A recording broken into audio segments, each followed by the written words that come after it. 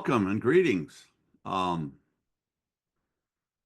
it's a beautiful day in the neighborhood, at least outside my windows it is. And the old Chinese curse says, may you live in interesting times. And boy, how.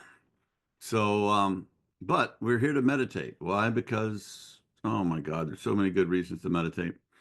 To keep us sane, to keep us growing, to release stress, to deal with trauma, to aid us in our spiritual journey, our connection to spirit, God, being, presence, and all the different names. That's why we do it. But today we have a very interesting um, track. It's called Stealing Flow, and it was created by our creator, Douglas Prater. And it is track 2, and it's also called Stealing Flow. There's like 5 tracks, and it's low alpha with some little bit of gamma sprinkled in there. And it's really powerful. But this thing it's interesting because it has subtle affirmations. In other words, affirmations that you can hear with your ear, but are going into your subconscious audio. That's a good way to say it. So it's not saying, it's not saying vote for Trump, not saying buy WeAwake. You'll just have to trust me. And I want to read you some of the affirmations. It says, these are the affirmations that we're going to be not hearing, but they're there. I easily relax into flow.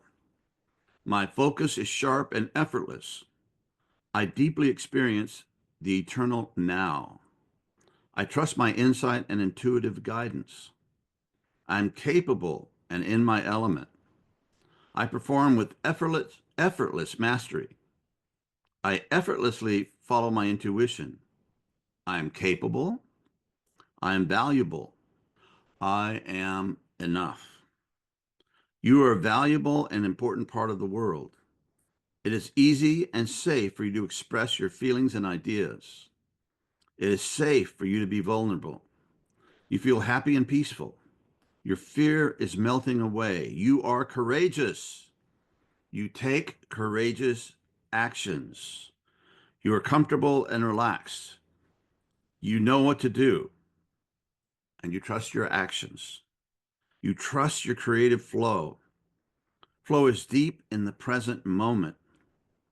Immersion is effortless and complete. Insights come like lightning bolts. It is okay to be curious. It is okay to be creative and brilliant. Grit and dedication are rewarding. There is courage and strength in effortless forward motion. Relaxing into flow is easy and natural. Flow brings joy and gratitude. So that's what's going to be coming into our brain. And I think that's very good stuff. So without further ado, why don't we get rolling with this? And we'll see you on the other side.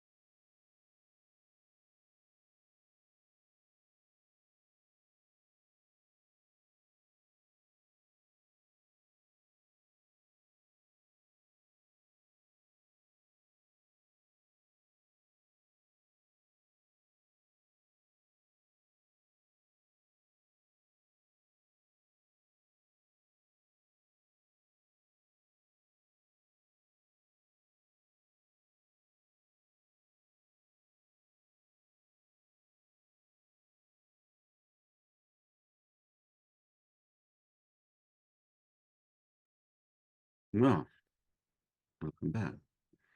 Pretty powerful experience. Hope that hope hope you feel better and maybe more encouraged.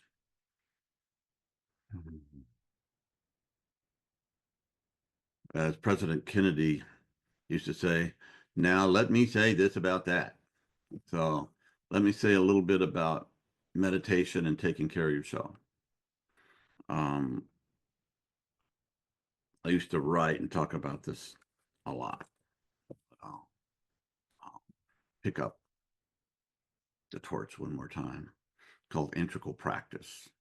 Basically, it's taking care of yourself, both the inner and outer you. And you need inner practices like prayer, meditation, uh, shadow work,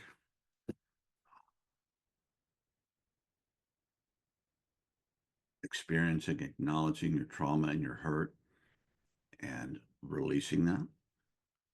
Let it express itself in your body, feel it, then, it releases and it's not so bad. You don't completely forget, but it's not so bad.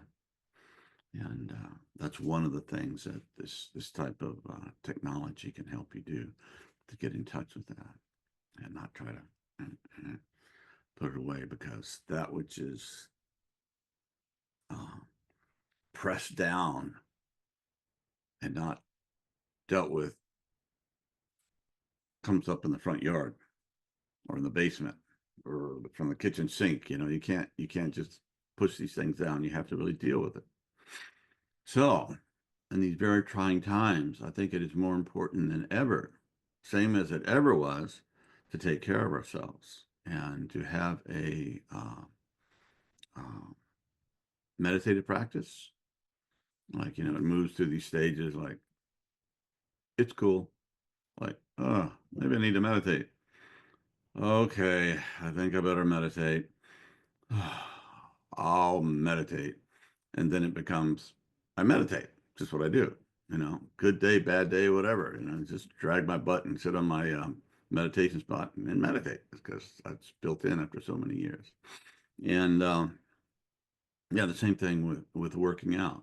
It's just like, you don't have to tell stories and push yourself, and in the evening you need to drag yourself there or go there, and on a good day you would feel good to it anyway. And that really helps too. And I've been uh, pushing myself in the gym and doing longer workouts and longer, really challenging cardio stuff because I have a hurt shoulder, so I can't do quite as much lifting or as heavy that I was doing before. So I do, more reps. Anyway, it's a whole story. But I feel that if I'm going to be any use at all to my people, my country, my planet, my friends, uh, all the other creatures, the oceans, the air, the water, I need to take care of myself. And I learned early on, back in the 80s, mid to late 80s, I was called a political activist in the Bay Area, California. And we had a lot of things going on. But the invasion of Iraq was there, Desert Storm, was really involved with that. And I was writing songs about it and going out and, singing to people, singing and, I've had rallies and different things like that. And trying to save different parts of the wilderness from being destroyed in various ways. Uh, but I saw really quickly that a lot of my comrades and colleagues that were trying to make a difference were starting to crash and burn, you know. So what do you do with that? Well, maybe I need to have an interior practice. Maybe I need to do certain things so that I can still be part of the solution and not part of the problem. So as John Lennon said, you're part of the solution or part of the problem. Well, it's our responsibility to be part of the solution. And we don't always know what the right thing to do is. Sometimes when we think the right thing to do, it could be the wrong thing. You know, you could just be uh, putting fuel on the fire. I'm not saying anything but that. So it takes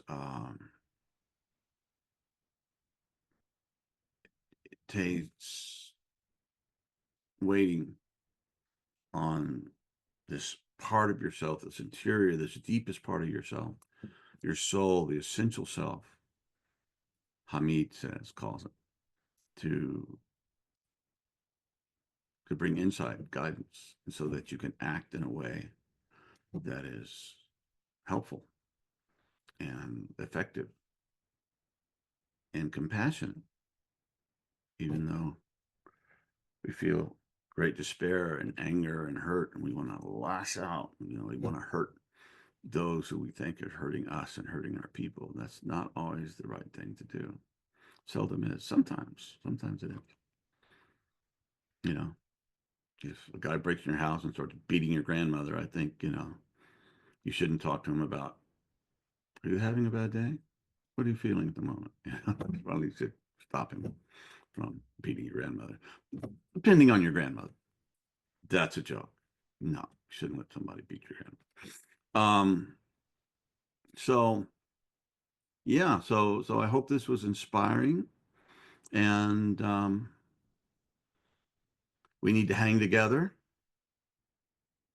or we'll hang separately, as American Patriot said at the beginning of the revolution when they were deciding to declare independence from England. And we had another, I think it was Patrick Henry. He said, "Now is time for all good men to come to the aid of their country." I realize he said men. He did not say men and women. He did not say people. He said men, but that's where we were back then. But I think it is time for all good people to come to the aid of their, however you draw that circle, your family, yourself, your country, um, your people, the world, everyone else. And as my Filipino friends let me know that America is not the only place that's having problems, right? So we're not alone in this. And yeah, so I really had to work on myself and try to find that place where I can, be present and be wise and know what to do, given who I am, what I know, my age, my current physical condition, what I can actually do to be effective. And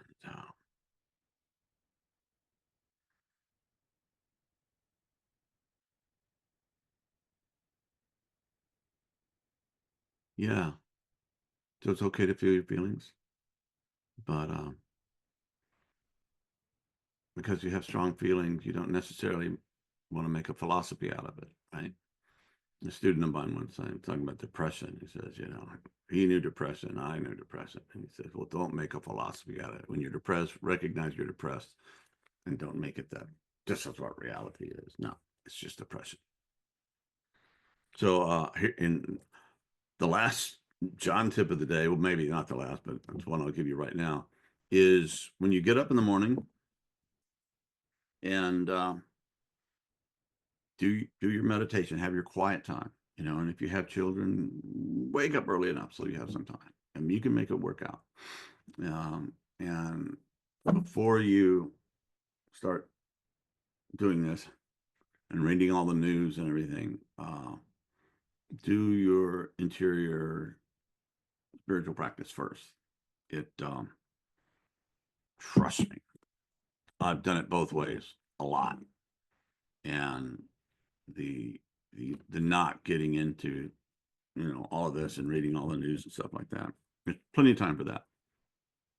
It's better just to be centered and connect with God, connect with your deeper self, connect with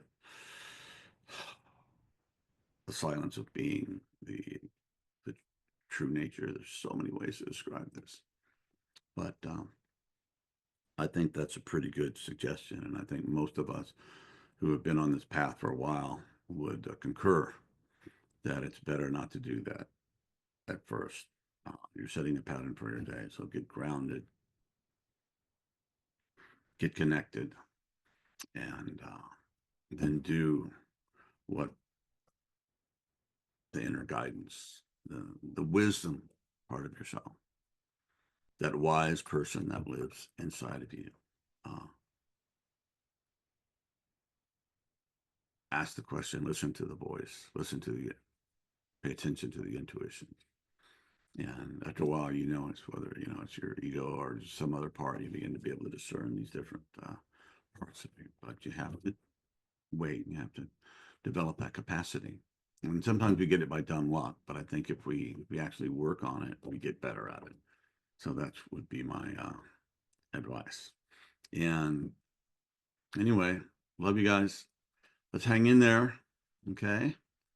Take care of yourselves and do what we can do or not do what we can do. Depends. There's a time for wu wei. There's time doing by not doing, and there's a time for action. And as the ancient Greeks taught us, Aristotle said that virtuous action is doing what's appropriate.